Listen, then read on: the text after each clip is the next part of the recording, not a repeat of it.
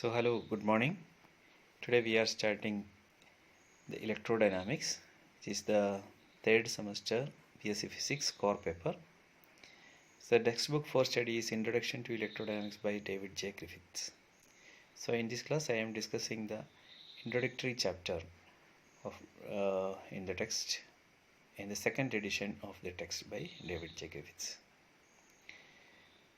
So there you can see what is the question, what is electrodynamics and where does it fit into the general scheme of physics. The heading of the chapter is like this.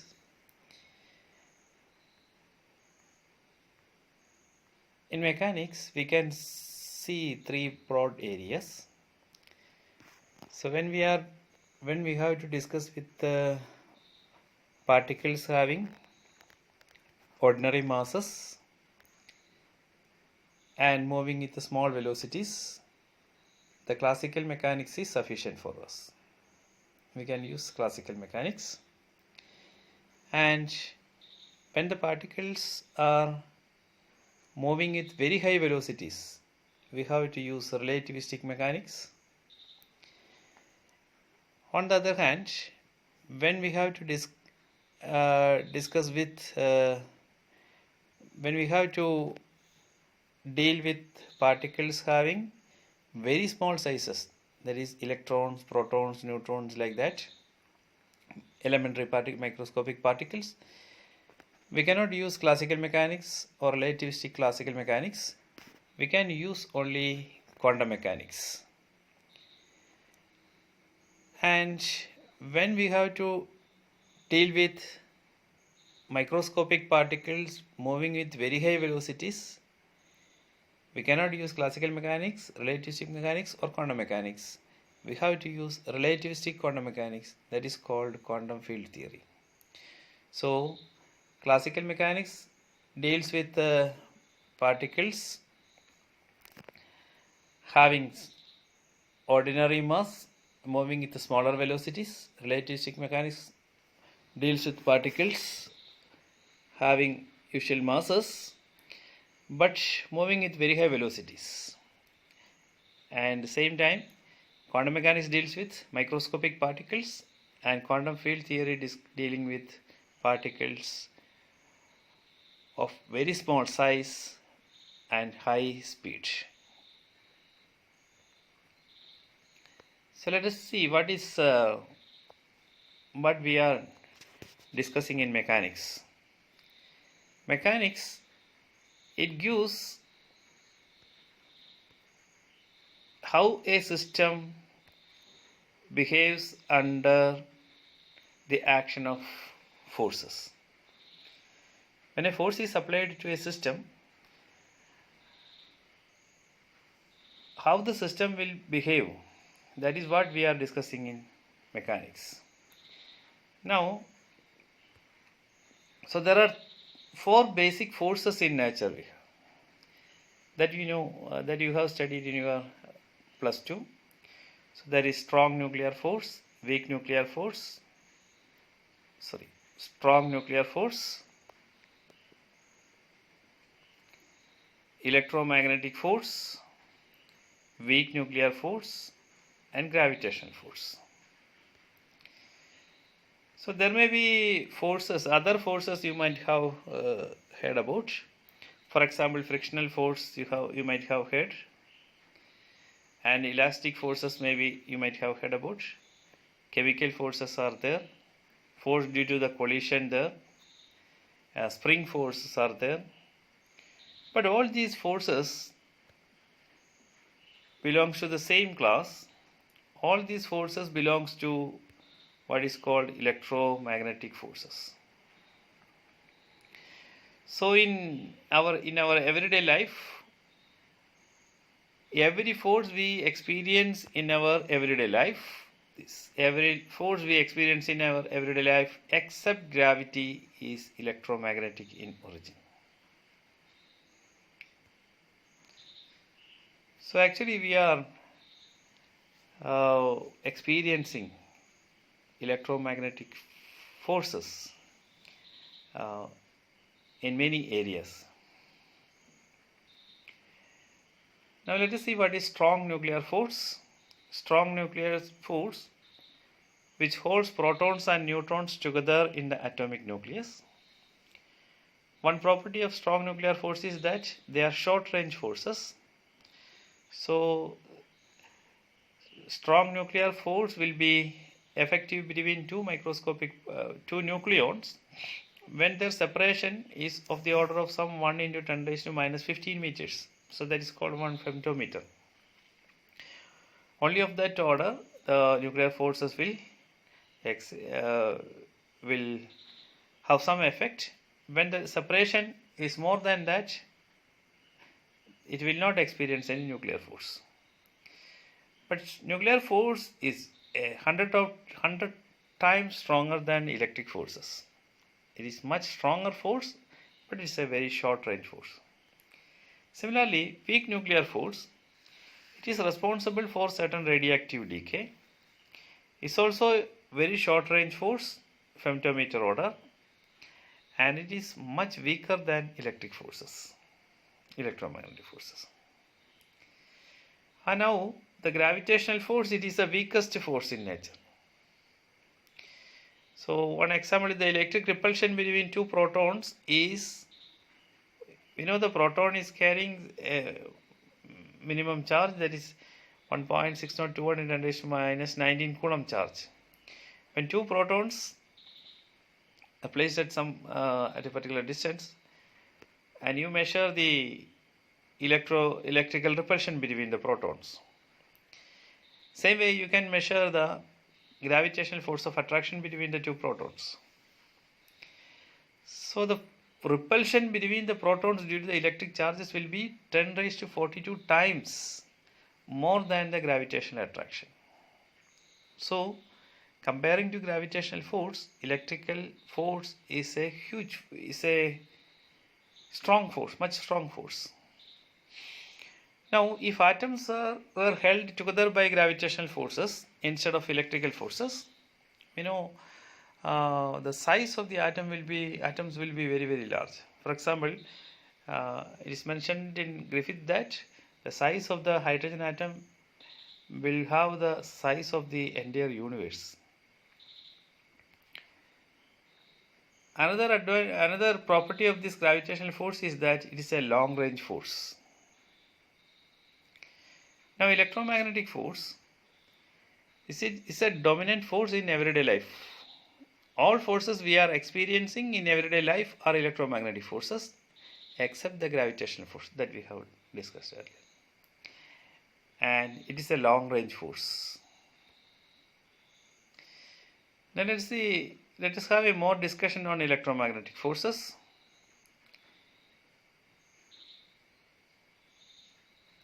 In the beginning,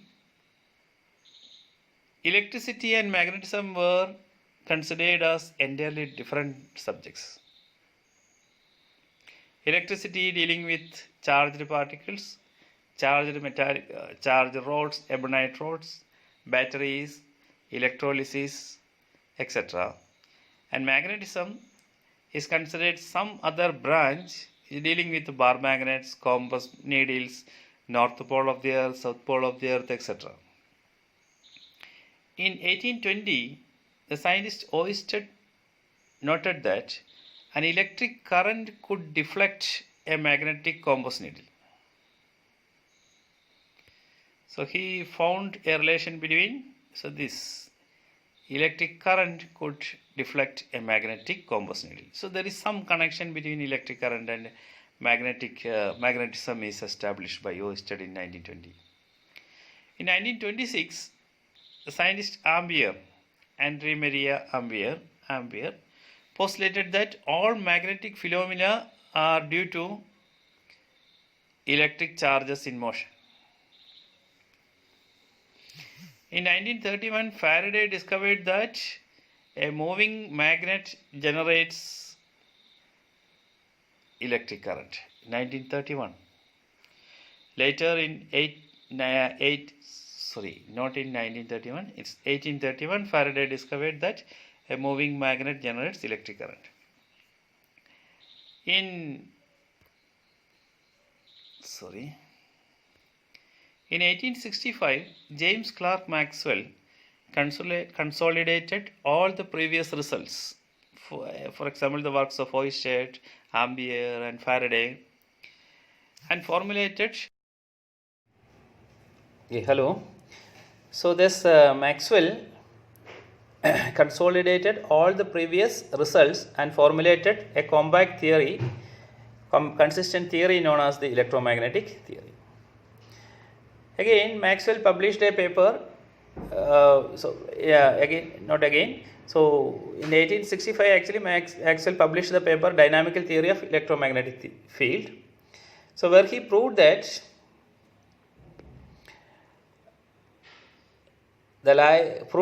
electric and magnetic field can travel through space as waves at the speed of light. Now, according to electromagnetic theory, electricity and magnetism are not two separate subjects, but are the two aspects of the single subject electromagnetism. In 1888, again Hertz presented the experimental confirmation of the Maxwell's electromagnetic theory. So it established the connection between light and electricity. So by 1900s, three different branches of physics, electricity, magnetism, and optics, had merged into a single unified theory called electromagnetic theory. Electromagnetic theory. Okay. Now, at the success of these merging three branches of physics, electricity, magnetism, and optics, the Einstein also tried to merge his general theory of relativity. So that is theory on gravitational forces with electromagnetic theory. But he tried to form a single unified theory, but he failed in his attempt. But later in 1960s, weak forces and electromagnetic forces were merged under a common theory known as electroweak theory. So this is the scientists behind this work were Glashow, Weinberg, and Salam. In 1970s, a grand unified theory is proposed which accounts for three basic forces: strong forces, weak forces, and electromagnetic forces. But still, the gravitational force, theory of gravity is outside this unified theory. Now, scientists are working on this. I think mainly string theory people are working for this unification. Now, let us discuss about the field formation in electrodynamics. So, we have studied about electric fields, magnetic fields, etc. in your plus 2. So, we know the space around electric charges we can consider as the space around electric charges are filled with electric and magnetic fields. Of course, when the charge is static, there will be electric field, and when the charge is in motion, there will be magnetic fields also. A second charge, when placed in this field, will experience a force. The fields transmit the influence from one charge to another charge. That means the field mediates the interaction. When charges are accelerated, energy is transmitted as electromagnetic waves at the speed of light. So this is what we have found in electromagnetic theory and experimentally verified by Hertz in 1888. Now we can discuss about the properties of electric charges. So we know charges are come in two different varieties of charges are there. One is positive charge, other is negative charge. When a positive charge combines with another equal amount of negative charge, they will get cancelled. Their effects are get cancelled. Another thing is, property of charge is that charge is conserved. Charge cannot be created or destroyed. A plus charge, of course, can annihilate an equal amount of negative charge. But a positive charge cannot simply destroy it, cannot simply disappear. That means Suppose we have a local system having some certain amount of charge. Without bringing charges from outside, we cannot change the charge configuration in that particular system. So the total charge in the universe is constant. So that is the law of conservation of charge. Again, charge is quantized. Electric charge come only in discrete lumps, in integer multiples of a basic unit of charge. So that means the basic unit of charge is the charge on an electron. Of course, charge on an electron is negative. So charge can exist as plus E or minus E, or in the multiples of that. What is possible is we can have a charge having 2E, 3E, 4E, etc. But we cannot have a charge having 1.5E, 2.5E, 3.5E, etc. That is, fractional charges are not possible. But you may have some doubts regarding it. You might have heard about quarks. Of course, quarks are having fractional charges such as plus 2 by 3, minus 2 by 3, plus 1 by 3, and minus 1 by 3, etc. And actually these protons and neutrons are composed of quarks. But the answer is that quarks will never appear independently. So you cannot see free quarks anywhere. Free quarks do not appear to exist in nature. So that is the answer. The basic unit of charge can be treated as E itself. Now we can discuss about some units of electric charges. So usually when we study physics, we will find different systems of units, CGS system, SI system, like that. In electromagnetism also there are three different generally used units. One is Gaussian units, that is called CGS system, SI units, MKS system, and HL units, that is Heaviside Lorentz system. And this system, HL system, is usually used by particle physics people, and commonly the system we are using is the SI system. In mechanics, when we use a particular system, MGS system or CGS system, usually the equations will not change with the system of units. For example, if you have the equation F is equal to ma, we can express force, mass and acceleration in CGS system and also in SI system. But when we express the various physical quantities in different units, the form of the equation will not change. But that is not the case in electrodynamics. For example, I have mentioned that expression for Coulomb's law. In CGS system, the expression for Coulomb's law is F is equal to Q1 Q2 by R squared into R cap. So this is the expression for Coulomb's law in Gaussian unit, CGS system. But in SI system, it is F is equal to 1 by 4 pi epsilon 0 Q1 Q2 by R squared into R cap. That may be the familiar expression you might have heard. So what is Coulomb's law? You usually write this expression. But in another unit, that is HL units, it is 1 by 4 pi Q1 Q2 by R squared into R cap. So this is the peculiarity of this electromagnetism. So where you can see that the units, the equations will change with the units we are.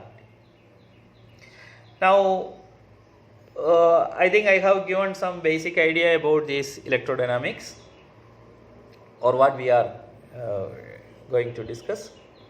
In the coming sections, before going to the major sections we are discussing is modules, we are discussing electrostatics, electrostatic field inside matter, magnetostatics, magnetic field inside matter. So these are the things we are discussing. And for discussing all these modules, we should have some basic idea about vector analysis. I think I am sure that you have studied a lot of vector calculus in your +1 and +2, but still we can go through some of the major important points on this. We can have a brief discussion on vector analysis in the next classes. Okay, thank you.